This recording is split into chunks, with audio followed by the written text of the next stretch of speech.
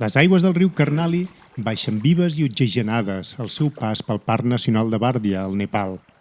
Tot és vida en aquest gran riu que és ple de peixos i d'una gran diversitat d'animals. Mentre travessem el riu, veiem una ombra que es mou sota la superfície de l'aigua.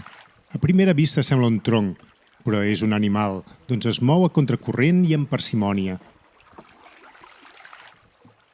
Finalment surt a la superfície a respirar i veiem que es tracta d'un cocodril gavial. La protuberància al seu musell revela que és un mascle i uns metres més enllà descobrim el seu harem de femelles que reposa en un banc de sorra. El gavial és un cocodril molt gran, podent arribar fins als 6 metres de longitud, i es caracteritza per tenir una mandíbula estreta i allargada d'on en surten 110 dents punxegudes i esmolades que utilitza per capturar peixos, la seva única presa. Aquest animal fou, fins temps recents, abundós i amplament distribuït per tots els grans rius del subcontinent indi. Actualment, però, es troba en perill crític.